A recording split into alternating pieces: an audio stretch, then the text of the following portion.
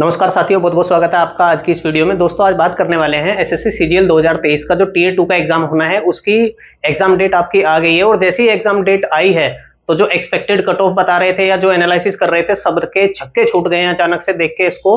क्योंकि अब की बार क्या हुआ है, एग्जाम डेट जो आई है आप देख सकते हैं 3 डेट एसएससी ने दी है, 25, 26 और 27 अक्टूबर की डेट दी है। आप लोग जानते हैं कि मेंस एग्जाम जब होता है तो जो भी एग्जाम डेट आती है उसमें एक दिन तो आपका रिजर्व होता है, आपका AA का एग्जाम होता है या जेएसओ का एग्जाम होता है, उसके लिए एक दिन तो आपका रिजर्व होता है, एक दिन तो आप यहां से रिजर्व मान सकते हैं। वो हर साल ही होता है, हर एग्जाम में जब भी एसएससी एग्जाम कराती है सीजीएल का, तो हर शिफ्ट में जब मेंस होता है आपका तो वन डे आपका रिजर्व होता है जेएसओ के लिए या फिर AA के लिए। और यहाँ पे अगर बात करें तो 2 दिन में आपका एग्जाम होना है, 2 दिन आपके दिए गए हैं 25 और 26।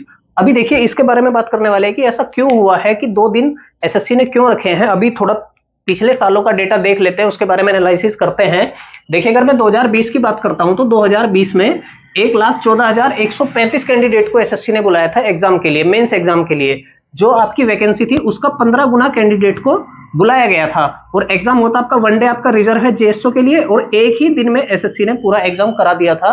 2020 में जितने बच्चे थे तो लगभग आप मान सकते हैं 1 लाख कैंडिडेट का एग्जाम लगभग एसएससी ने एक ही दिन में करा दिया था। उसके बाद अगर 2021 की मैं बात करता हूं जिसमें लगभग 1,13,000 कैंडिडेट पास हुए थे, इस बार भी एसएससी ने वैकेंसी का 15 गुना कैंडिडेट को बुलाया था।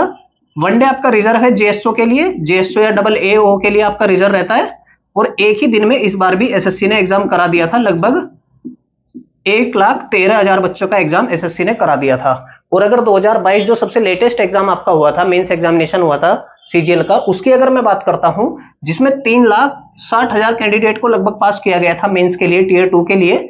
इस बार एसएससी ने 10 गुना कैंडिडेट को बुलाया और लगभग 4 दिन में, लगभग क्या पूरे ही 4 दिन में आपका एग्जाम करा दिया था। इस बार लगभग 90,000 कैंडिडेट का एग्जाम एक दिन में एसएससी ने लिया था। एक दिन आपका रिजर्व रहता है जेएसओ के लिए, आप सभी लोग जानते हैं। अभी क्या हुआ है, इस बार फिर से 3 दिन आपके रखे गए हैं मेंस के लिए। मेंस का एग्जाम 3 दिन में होगा, आपका 3 शिफ्टों में होगा। तो एक तो आपकी रिजर्व हो जाती है। इसकी बात करें तो ये जेएसओ के लिए, इसको तो आप छोड़ सकते हैं। एक डेट कोई भी हो सकती है, ये जरूरी नहीं हो 27 ही हो, 25, 26 कुछ भी हो सकती है, लेकिन एक दिन तो आपका इसमें से रिजर्व है। अब बात करें एसएससी की कैपेसिटी है एक दिन में लगभग 1 लाख कैंडिडेट को वो एग्जाम ले सकती है। ऐसा हम पिछले एनालिसिस के बेस पे देख रहे हैं कि यहाँ भी 90,000 का करा सकती है, 1 लाख कैंडिडेट का लगभग एसएससी एग्जाम करा रही है मेंस का। तो आप एक चीज समझिए, अगर 2 दिन में आपका एग्जाम हो रहा है और एक दिन में 1 लाख कैंडिडेट का एग्जाम हो रहा है तो 2 लाख कैंडिडेट आपके मेंस के लिए बुलाए जाएंगे। ये लगभग आपका यहां से ये संभव होता है, बिल्कुल इसकी पॉसिबिलिटी बहुत ज्यादा है कि 2 लाख कैंडिडेट आपके बुलाए जाएंगे मेंस के लिए। 2023 की बात यहां कर लेते हैं। 2023 में आपकी वैकेंसी दी गई है 7500, जैसे नोटिफिकेशन में दिया गया था। अगर इसके 10 गुना की मैं बात करता हूं तो कैंडिडेट होते हैं आपके 75,000। 75,000 कैंडिडेट का एग्जाम तो एसएससी एक ही दिन में करा सकती है, तो फिर 2 दिन रिजर्व क्यों रखे हैं। तो देखिए अब की बार ऐसी पॉसिबिलिटी है कि आपकी वैकेंसी, आप जानते हैं कि एसएससी की vacancy time to time update होती रहती है, जबकि बात भी चल रही है कि इस वैकेंसी में लगभग 4,000 कैंडिडेट इंक्रीज हो सकते हैं, 4,000 वैकेंसी बढ़ सकती है। अगर 4,000 वैकेंसी बढ़ती है तो आपकी वैकेंसी हो जाती है लगभग 11,500 वैकेंसी आपकी हो जाएंगी। और अगर इसका 10 गुना की बात करते हैं तो ये भी आपका 1,15,000 होता है। 1,15,000 कैंडिडेट है। इतने कैंडिडेट का एग्जाम भी एसएससी एक ही दिन में ले सकती है, जैसा एसएससी ने पहले किया है कि 1,14,000 या 1,13,000 कैंडिडेट का एग्जाम एक ही दिन में लिया है। तो अगर 1,15,000 कैंडिडेट भी होते हैं आपके प्री से सेलेक्ट होते हैं तो उनका एग्जाम एसएससी एक ही दिन में करा सकती है, इतनी कैपेसिटी एसएससी की है। अगर यहाँ पे बात करें 2 दिन, एक ये आपका 2 दिन रिजर्व रखे गए हैं, तो डेफिनेटली इतने कैंडिडेट तो है नहीं, इससे ज्यादा ही कैंडिडेट है कि जिसको एग्जाम कराने के लिए कैंडिडेट ने, जिसका एग्जाम कराने के लिए आपका एसएससी ने 2 दिन रिजर्व रखे हैं, तो डेफिनेटली इससे ज्यादा ही कैंडिडेट यहां पे आपके होने वाले हैं।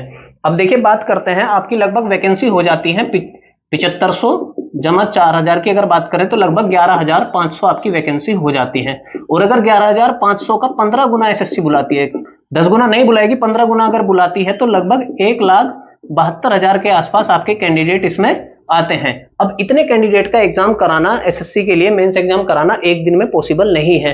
तो इतना तो आप मान के चलिए लगभग 1,72,000 या 1,75,000 कैंडिडेट आपके लगभग पास होंगे, तो जिनका एग्जाम एसएससी के द्वारा 2 दिन में कराया जाएगा। तो डेफिनेटली आपकी वैकेंसी भी इंक्रीज हुई है और डेफिनेटली आपका 15 गुना बच्चों को भी बुलाया जाएगा, इसकी पूरी प्रबल संभावना है।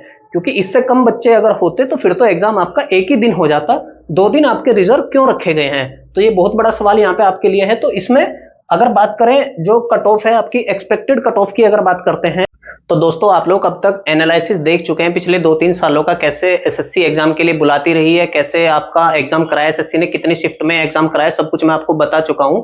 अब बात करें कि एक्सपेक्टेड वैकेंसी जो है आपकी लगभग 11,500 रहेगी इस बार, और कैंडिडेट जो बुलाए जाएंगे लगभग 1,75,000 कैंडिडेट को आपको मेंस का एग्जाम देने के लिए बुलाया जाएगा। अब कैंडिडेट की संख्या बड़ी है तो डेफिनेटली कट ऑफ आपकी नीचे जाएगी जाएगी, ये तो बिल्कुल आप जानते ही है कि कट ऑफ नीचे जाएगी अगर कैंडिडेट बढ़ते हैं तो। अब देखिए एक्सपेक्टेड कट ऑफ की बात कर लेते हैं। मैं आपको जो कट ऑफ यहाँ पे बताने वाला हूं, देखिए नॉर्मलाइजेशन का आप जानते हैं कि शिफ्ट के अकॉर्डिंग नॉर्मलाइजेशन होता है, लेकिन मैं आपको रॉ मार्क्स के बेसिस पे बताऊंगा। जितने आपके रॉ मार्क्स है, अगर उस नंबर में आपके रॉ मार्क्स है तो आप मेंस की प्रिपरेशन आज ही से शुरू कर दें, उसके लिए बिल्कुल भी देरी ना करें। अगर यूआर कैटेगरी की मैं बात करता हूं एक्सपेक्टेड कट ऑफ की, तो लगभग आपका अगर 125 रो मार्क्स बन रहा है, इसमें प्लस माइनस 2 आप कर सकते हैं। अगर इतना रो मार्क्स आपका बन रहा है एग्जाम में, तो आप फिर इसकी तैयारी शुरू कर दीजिए, मेंस की बिना किसी हिचक के तैयारी शुरू कर दें। अगर यहाँ पे ओबीसी कैटेगरी की मैं बात करता हूं, तो लगभग 122 प्लस माइनस 2 इतना आपका ओबीसी कैटेगरी आपकी है, और इतना मार्क्स आपका है रो मार्क्स की अगर बात करें, तो फिर आप मेंस की तैयारी शुरू कर दीजिए। अगर दोस्तों ईडब्ल्यूएस की यहाँ पे बात करते हैं, तो आपकी ईडब्ल्यूएस की अगर मैं रो मार्क्स की बात करूं, अगर आपका 119 प्लस माइनस 3 इस रेंज में आपके मार्क्स हैं, ईडब्ल्यूएस कैटेगरी से आप हैं, तो आप फिर मेंस की तैयारी शुरू कर दीजिए, उसमें देर मत करिए बिल्कुल भी। और अगर एससी एसटी कैटेगरी की मैं बात करता हूं, तो अगर आपके 115 रो मार्क्स बनते हैं, प्लस माइनस 2 रख सकते हैं इसको, अगर इतने आपके एससी एसटी कैटेगरी से इतने मार्क्स आपके हैं, तो फिर आप मेंस की तैयारी शुरू कर सकते हैं। इतने मार्क्स अगर आपके रो हैं तो आप तैयारी शुरू कर दीजिए। बाकी नॉर्मलाइजेशन होगा या रिजल्ट आएगा, लगभग 1 महीना अभी रिजल्ट आने में आपका है, तो और डेट्स आपकी आ गई है, मैंने आपको बता दिया है, आपकी एग्जाम डेट भी आ गई है। एक्सपेक्टेड कट ऑफ मैं आपको बता रहा हूं, आप प्रिपरेशन शुरू कर दीजिए। और बाकी अगर कोई आपका डाउट है तो आप कमेंट सेक्शन में पूछ सकते हैं, कुछ बताना चाहते हैं, टिप्पणी करना चाहते हैं, तो कमेंट सेक्शन आपके लिए खुला हुआ है। किसी भी तरह की आपके कोई डाउट है पूछ सकते हैं, मैं जरूर आपको बताऊंगा। तो दोस्तों आज का एनालिसिस यही था, आपको आई होप आप लोगों को पसंद आया होगा। अगर पसंद आया तो वीडियो को लाइक कर दीजिए, दोस्तों के साथ शेयर जरूर करिए, और अगर कुछ पूछना चाहते हैं तो कमेंट सेक्शन में पूछ लीजिए। मिलते हैं आपसे अगली वीडियो में, तब तक के लिए नमस्कार।